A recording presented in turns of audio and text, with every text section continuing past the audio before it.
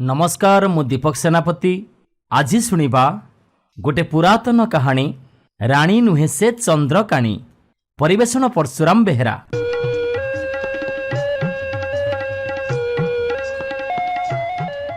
गोटे देशरे जने रजा थांती। तांकर गोटिए बोली पुओ ना तार विशिकेशन। चारि पाठरे टाण। एबे हाथ को दी हाथ होइचंती। राजांको बयस हेलानी 4 कोड़ी। पाचिला आंब केतेबेले झड़ी पड़िबे से कथा किए कहिबो। राजा घर धन उभा जेते पोता सेते। उभा बोइले पुओ भारिजा देखिचंती खर्च करी जिबे। पोता धन तक थाउ असमय रे काम दब। पुओ तो भारी बद खर्ची। ता भारिजा तहु बळी केते कष्टरे धन। जे दिहरु झाड़ बुहई अर्जन न करे से तार मूल्य केबे बुझी पारेनी। पानी भली खर्च करी चले। शेष सेजरे शोइले पछे राजा पोता धन कथा राणी आउ पुओ को कहिलेनी। बहुत घरर लक्ष्मी से धनरत्न ठिकणा करी साइती रखिबो। असमय पड़िले पुओ हातरे दब। तेणु बोहू कानरे से गुप्त धन कथा कहिदेई बुढ़ा राजा आखि बुझीदेले। बोहू बुझिला पानी कुंड तले लक्षे। जो पथर उपरे बसी माजणा हुअंती सेई पथर तले लक्षे टंका पोता हैची। हाथीदांत पलंकर प्रति खुरा तले 1000 लेखाए सुना इटा साइता हैची। से कथा सबू बहु पेटरे रखिला। काहाकू किछि कहिलानी। ससुरंक काल हबा परे गादीरे बसिले विशिकेशन। से भाबिले जहा पछे खर्च ही जाऊ प्रजा मानंकु मुठाए मनबोध करी खाइबाकू देबी। से हाथ मुठा खोलिदेले। धूमधाम रे जोगाड़ चलिला। भूरी भोजन खाई प्रजा माने मुह पोछि चलीगले। कथारे अछि खर्चकू घोड़ा दौड़ सरी नुह। एमिति लंबू लंबू गुड़ाए टंका सुध घरे खर्च हो गला। अभिषेक दान पुण्य एसबुरे भी किछि टंका खर्च हो गला। देखु देखु भंडार घर खाली। गुड़ाए टंका करज बारज हेई शेषकू राज्य बंधा पड़िला।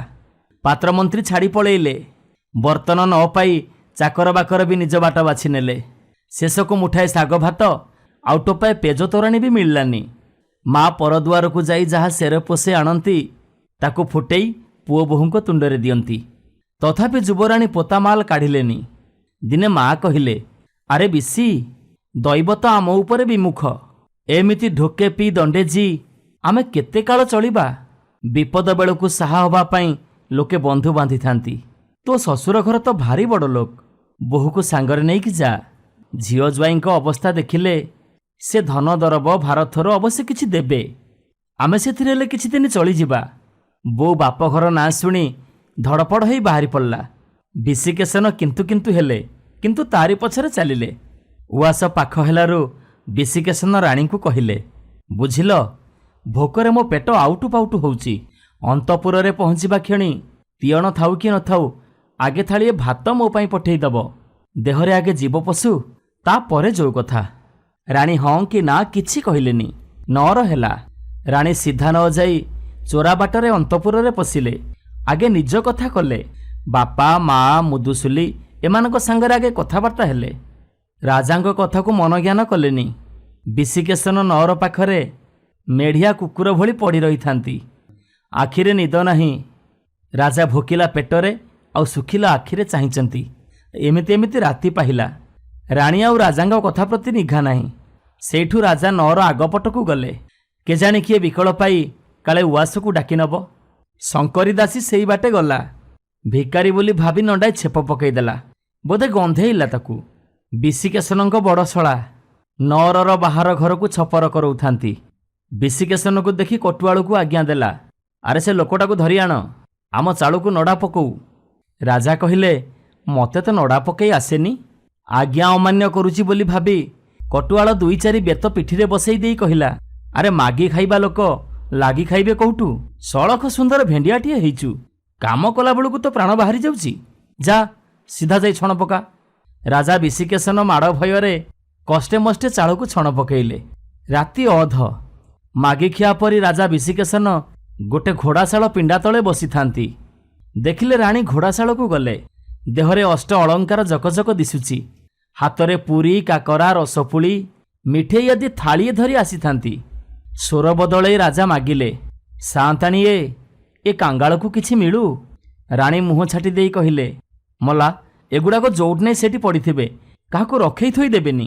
ମୁଁ ତ ୟାରି ପାଇଁ ସୁନା ଥାଳିରେ ସଜାଡ଼ିକି ନେଇକି ଆସିଛି ଆଉ। ମରୁନରେ ଅଲାଜୁକ। ଘୋଡ଼ା ସଇସ ସାଙ୍ଗରେ ରାଣୀଙ୍କର ଭାବ। ତାରି ପାଇଁ ଏ ଖାଦ୍ୟ ପଦାର୍ଥ ସବୁ ରାଣୀ ନେଇକି ଆସିଛନ୍ତି।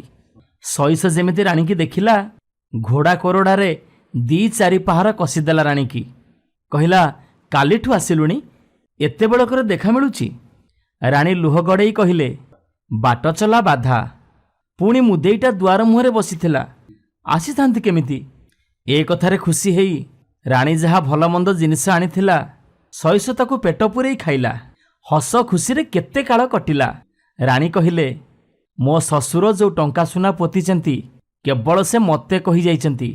ତମେ ଆଉ ଏ ସଇସ କାମ କରିବ କାହିଁକି? ଚାଲ ଆମେ ସେସବୁ ଖୋଳି ନେଇ ଅନ୍ୟ ଦେଶକୁ ପଳେଇବା। ଆଉ ଶୁଣ, ମୋ ଶ୍ୱଶୁର ଆମ ପାଣିକୁଣ୍ଡ ତଳେ 1,00,000 ଟଙ୍କା ରଖିଛନ୍ତି। ଆଉ ସେ ଯେଉଁ ପଥର ଉପରେ ବସି ମାର୍ଜନା ହୁଅନ୍ତି ତା ତଳେ ବି 1,00,000 ଟଙ୍କା ରଖିଛନ୍ତି। ହାତୀଦାନ୍ତ ପଲଙ୍କର ପ୍ରତି ଖୁରା ତଳେ 1000 ଲେଖାଏଁ ସୁନା ଇଟା ସାଇତା ହେଇଛି। ବୁଝିଲ, ଏବେ ଆମର କିଛି ଅଭାବ ରହିବନି। ସୁବିଧା ଦେଖି ସେସବୁ ଖୋଳି ଆମେ ନେଇକି ପଳେଇବା। ଏସବୁ କଥା ଭିକାରୀ ସାଜି ଘୋଡ଼ାଶାଳ ପିଣ୍ଡା ତଳେ ବସିଥିବା ରାଜା ବିଶିକେଶନ ସବୁ ଶୁଣିଲେ। ଆଉ ଜାଙ୍ଗୁଲୁ ଜାଙ୍ଗୁଲୁ ରାତି। ଆଉ ଟିକେ ବି ଡେରି ନ କରି ମନ ଖୁସିରେ ଘରକୁ ପଳେଇ ଆସିଲେ।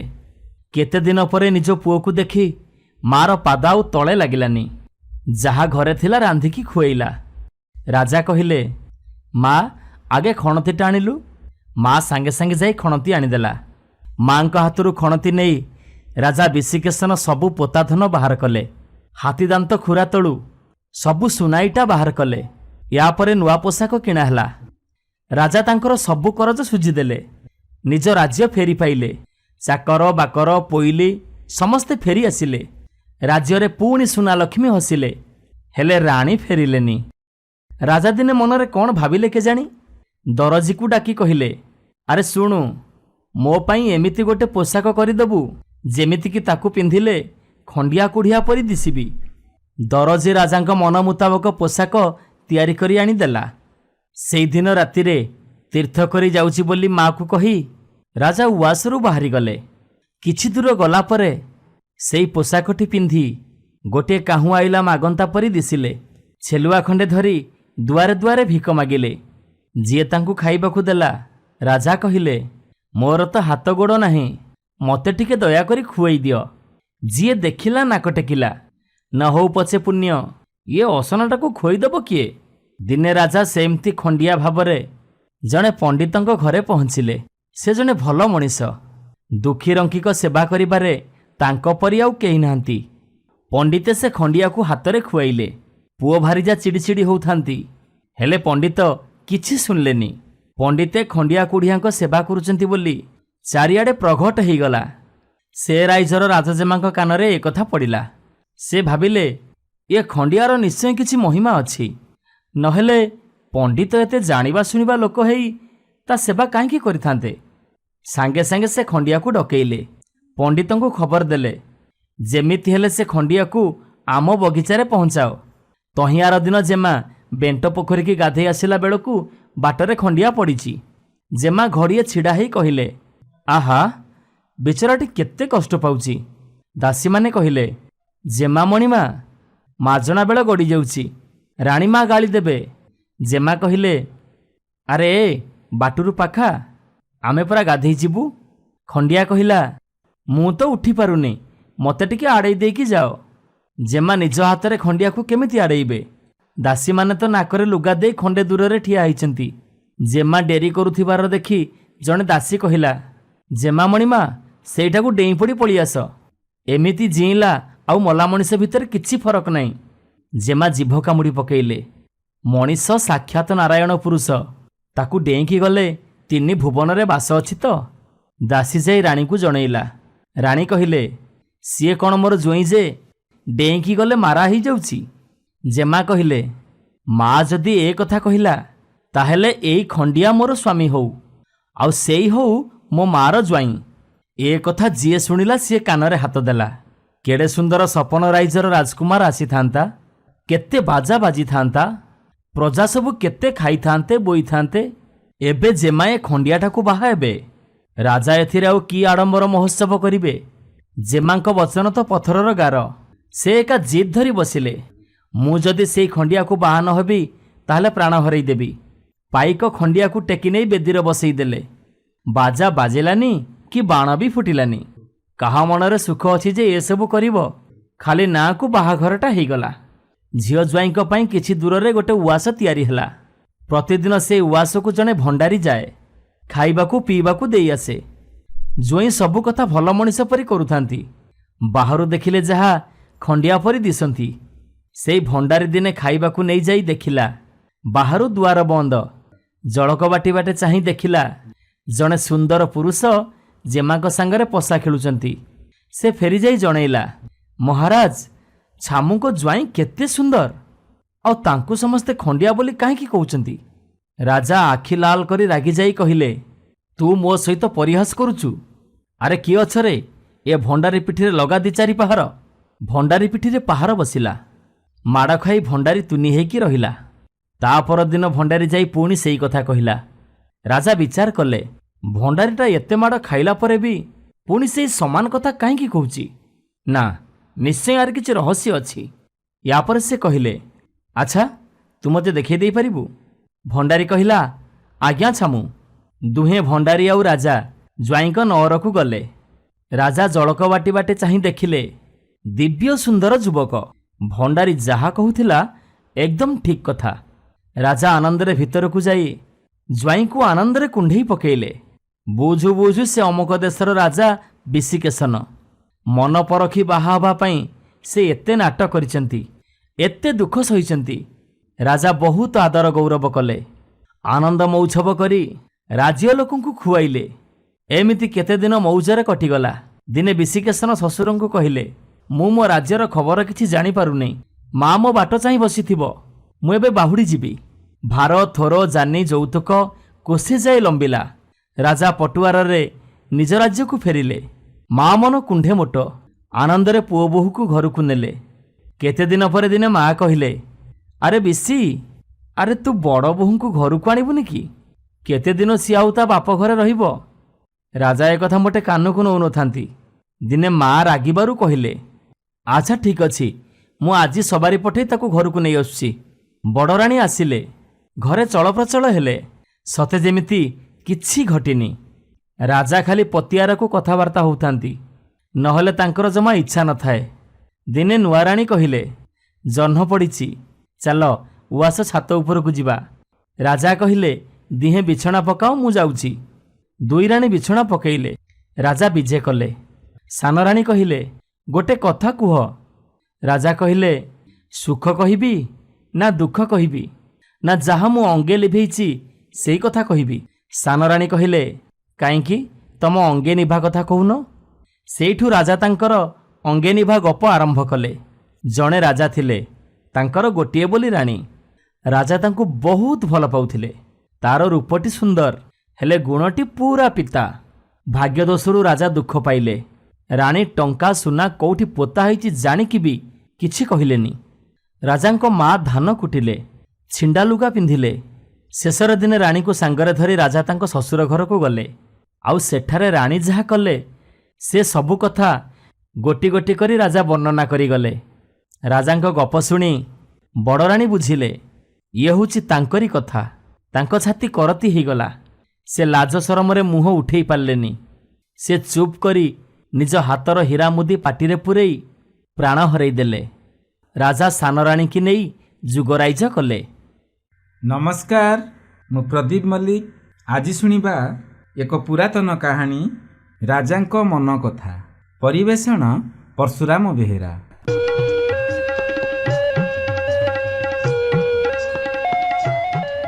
जणे राजा थिले। से थिले खूब धनी। तांकर विश्वास थिला जे से पृथ्वीर सबुठारु शक्तिशाली राजा। दिने तांको मुंडरे अजब कथाटिए ढुकिला। से घोषणा कले जिए तांको मन कथा कही देई पारिबो ताकू से बहुत पुरस्कार देबे।